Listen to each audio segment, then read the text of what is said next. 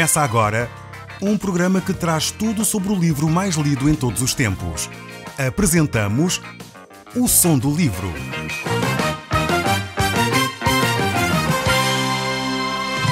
Seja muito bem-vindo. Neste podcast vai encontrar o livro mais conhecido e lido em todo o mundo. Vamos levá-lo numa viagem pela história da humanidade. Este é um audiolivro para si, para a sua família e sociedade em geral. Contextualização e comentários de Paulo Chaveiro. Eu sou Paulo Chaveiro e nós hoje vamos voltar à Epístola do Apóstolo Paulo aos Filipenses. Vamos dar assim continuidade ao estudo que iniciamos nos últimos programas. Estamos no Novo Testamento e o Apóstolo Paulo escreve então esta carta a um grupo de amigos que se encontra na cidade de Filipos. Nós vamos voltar um pouco atrás, vamos começar a ler a partir do verso 3 para darmos um enquadramento para depois então comentarmos de uma forma mais detalhada os versos que se seguem. Nós no último programa já chegamos até o verso 5, mas mesmo assim gostaríamos de dar um pouco o contexto literário dos textos que vamos trabalhar hoje. Diz assim a palavra de Deus em Filipenses capítulo 1, verso 3 ao 5. Dou graças ao meu Deus por tudo quanto recordo de vós, fazendo sempre com alegria súplicas por todos vós em todas as minhas orações pela vossa cooperação no Evangelho desde o primeiro dia até agora. Então temos aqui as palavras de introdução do apóstolo Paulo. O apóstolo Paulo que estava preso de uma forma injusta na prisão em Roma, porque efetivamente ele apelou para César tratar do seu caso porque em Jerusalém o queriam matar. Por isso mesmo o apóstolo Paulo apela para César, pois ele era cidadão romano, e dessa forma então ele viaja até Roma e neste momento aguarda a audiência com César para resolver o seu assunto. Dessa forma ele está preso, mas apesar de preso, Paulo não está abatido, Paulo não está desanimado. Antes, pelo contrário, ele escreve esta carta aos Filipenses de uma forma que talvez nos envergonha a todos nós. Alguém que está preso, limitado na sua liberdade, e dessa forma ainda consegue encorajar os outros que estão em liberdade e estão a viver a sua vida diária. Então é de facto um fenómeno que só Deus pode produzir no coração do homem. Vivemos hoje dias em que designa-se como a doença do século a depressão. Pessoas que estão abatidas, constrangidas, pessoas que estão desanimadas, olham para a vida de uma perspectiva completamente negra, não conseguem ver benefício nenhum na vida.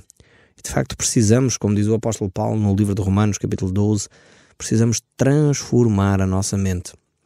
Eu creio, sinceramente, que a exposição a tanta informação, a tanta solicitação, o desejo de ter que nos é incutido pela publicidade, conduz cada um de nós a um desejo de insatisfação, uma situação completa de insatisfação que as pessoas deixam de estar confortáveis consigo mesmo.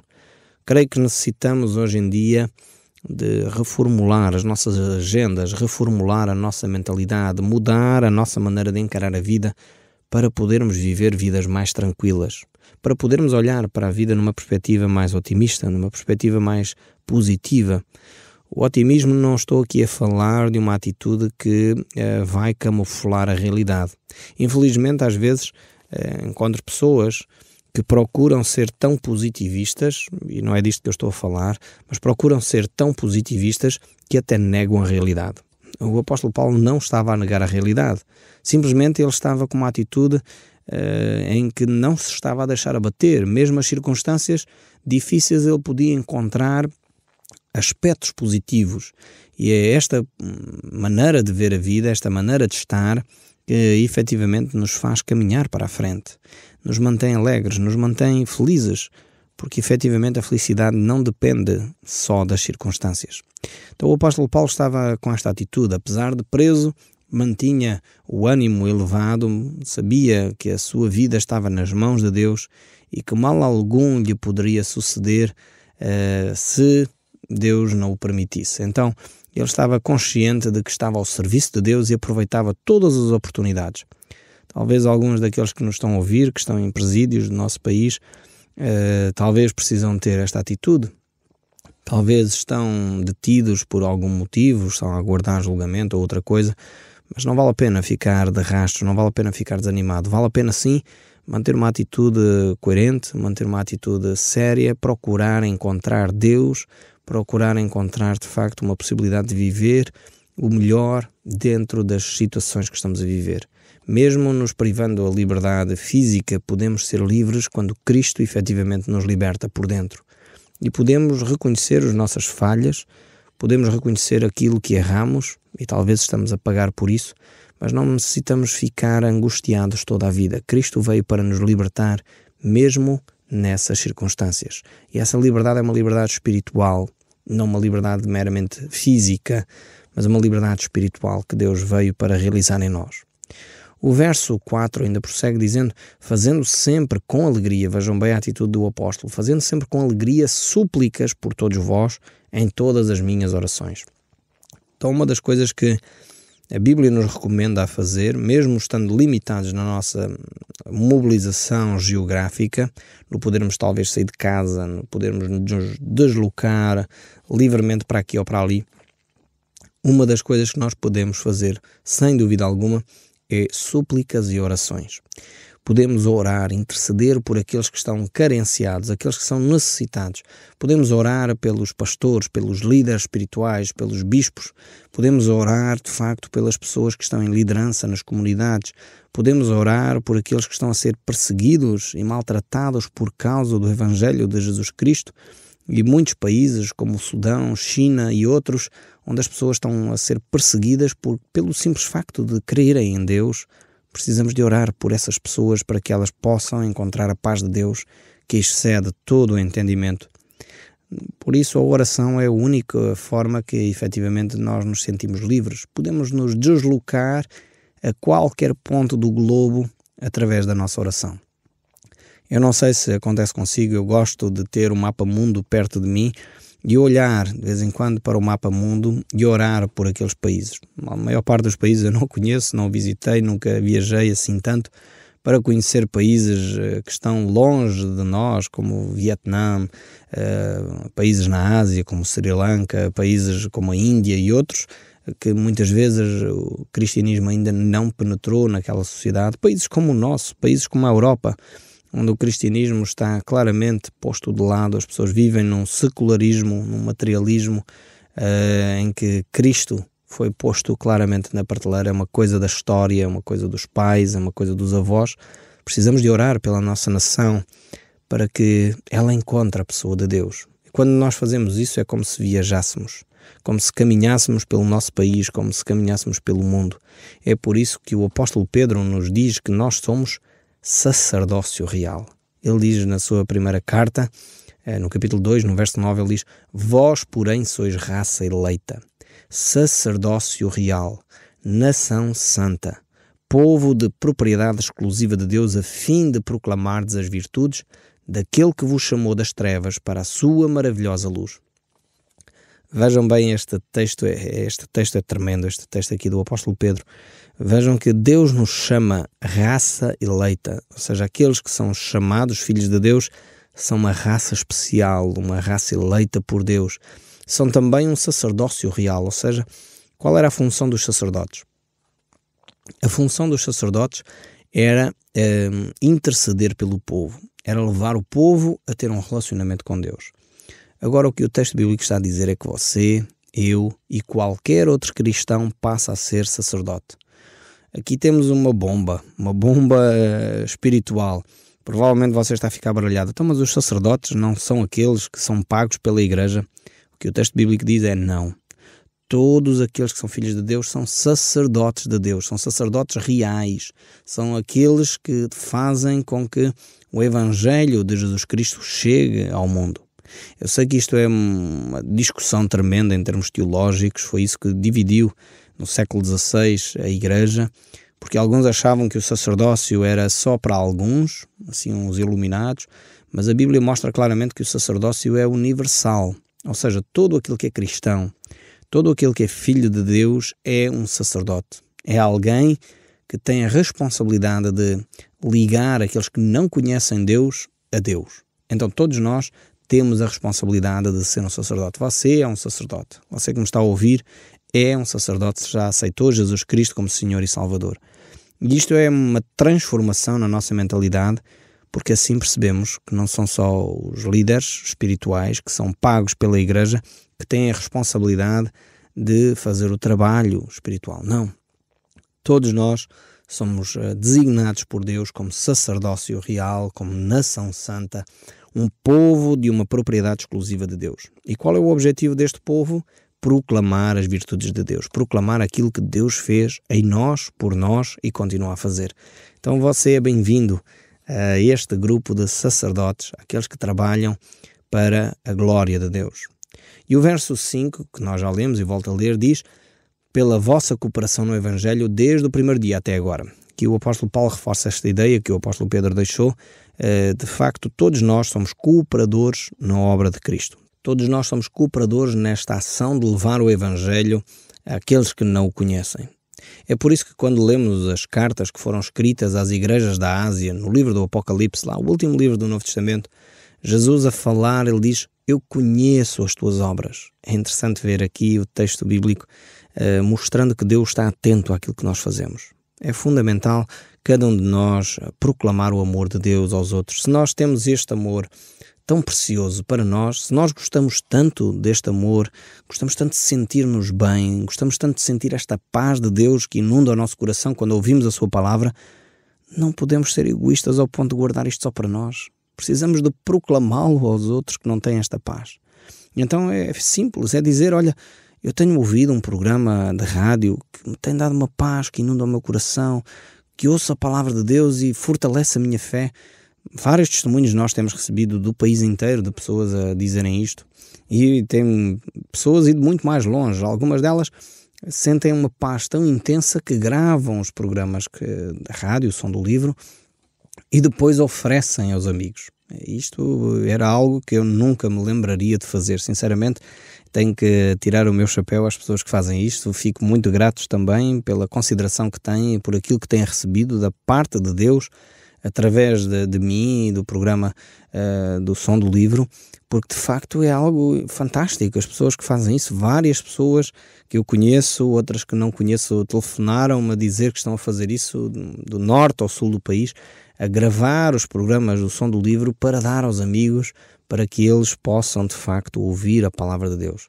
Cheguei ao ponto de conhecer, escrever para uma pessoa na Ilha da Madeira. Na Ilha da Madeira nós não temos o programa Som do Livro, não há nenhuma rádio na Madeira a transmitir este programa, mas uma pessoa chegou a tomar conhecimento deste programa através de amigos que lhe enviam cassetes gravadas deste programa, e dessa forma tomou uma decisão para se ligar a Deus, para ter uma relação mais profunda com Deus. E isto alegra muito o meu coração por essa iniciativa de alguém que coopera no Evangelho, coopera com o trabalho da Igreja, como vemos aqui desde a primeira hora. Pessoas que gravam este programa desde o primeiro minuto, desde o primeiro dia, e têm espalhado este Evangelho por aqueles que de alguma forma não tinham o tempo, não tinham o horário possível, compatível, para poder ouvir o Som do Livro. Sinceramente espero que a palavra de Deus continue a falar convosco. O verso 6 aqui do nosso capítulo 1, nós vamos continuar. O verso 6 diz: estou plenamente certo de que aquele que começou esta boa obra em vós há de completá-la até o dia de Cristo Jesus. Eis aqui um texto que é de um poder tremendo. Dá-me a mim, pessoalmente, uma paz de espírito, perceber que a obra que Deus começou em mim, Ele vai completá-la. Deus não vai deixar esta obra inacabada. Não é como algumas peças musicais que talvez alguém escreveu e deixou por acabar, ou um quadro que iniciou mas não teve vontade de terminar, ou com um livro que alguém começou a escrever e não terminou. Não. Deus vai completar esta obra em si e em mim. Por isso não desanime, não se desencoraje quando você olha para a sua vida e diz: ainda falta tanto para mudar.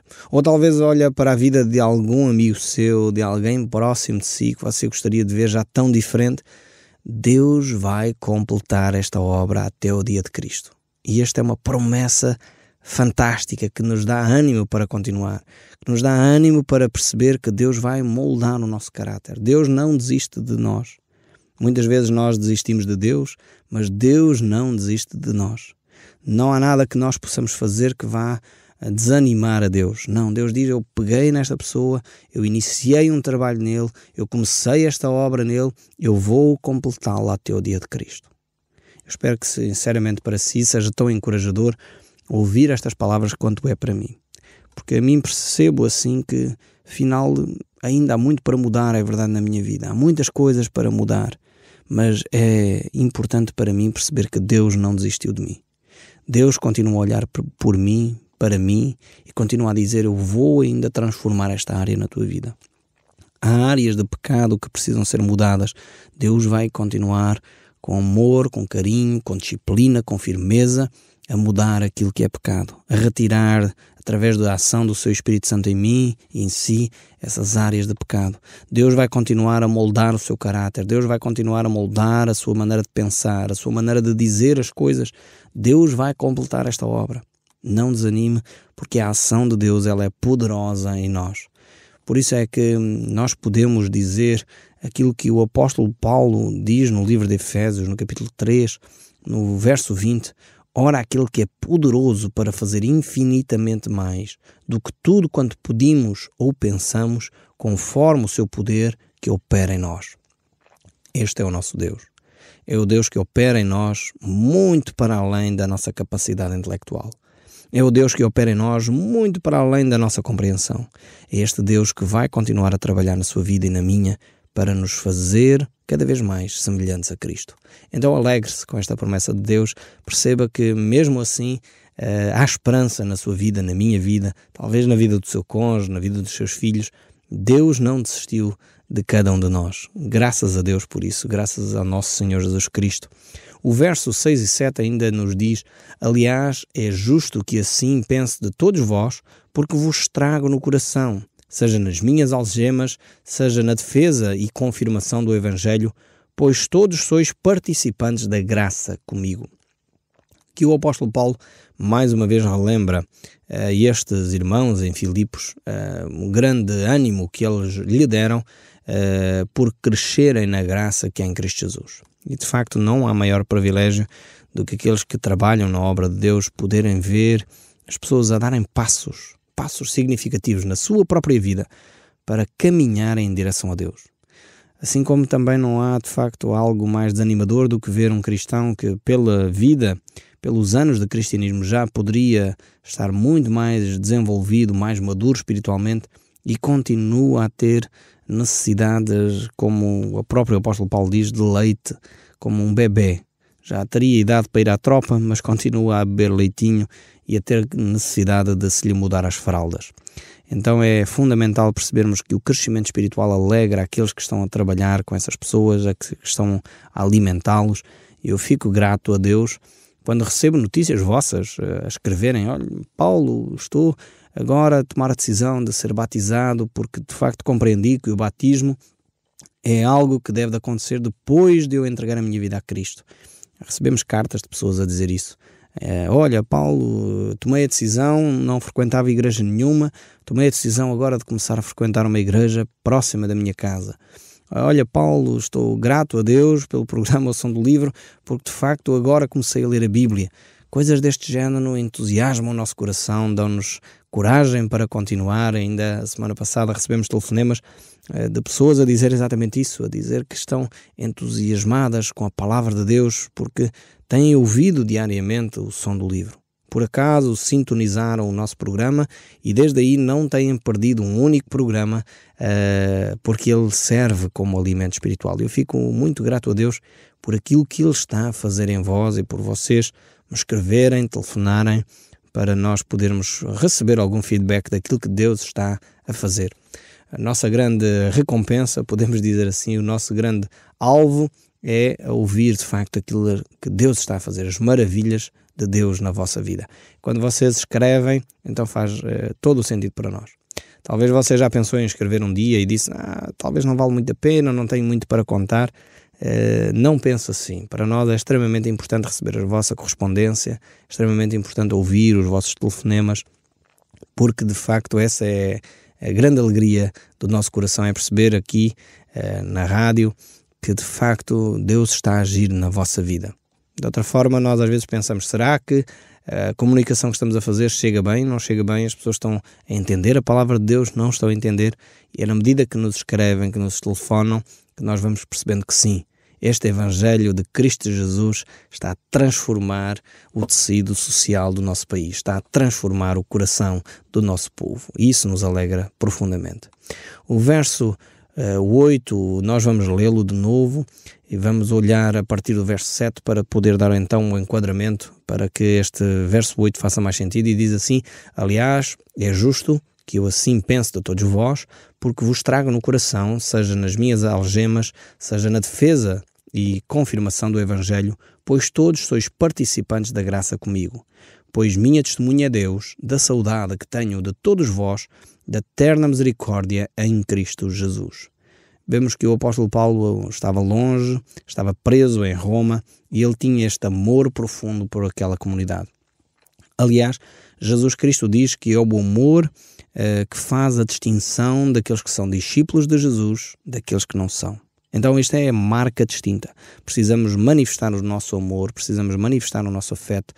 Temos de acabar com a murmuração, temos que acabar com o mal, dizer mal de toda a gente. Precisamos de terminar com esses hábitos que corroem as nossas amizades, destroem a confiança uns nos outros. Precisamos abraçar de uma forma total, integral, o amor e as pessoas que nos rodeiam. Este é um desafio tremendo, é um novo mandamento.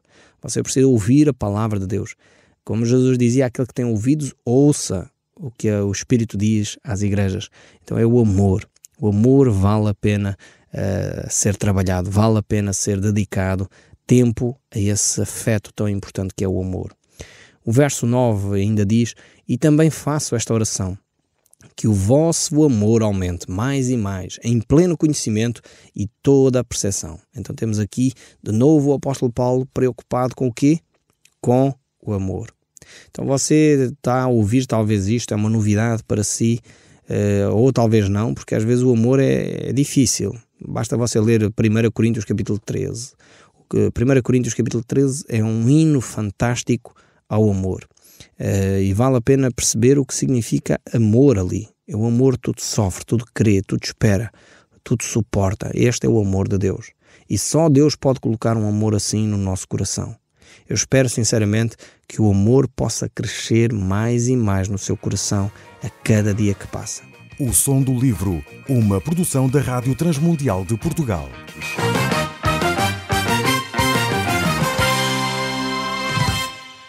RTM. Conhece todos os nossos programas em rtmportugal.org. Uma produção da Rádio Transmundial de Portugal.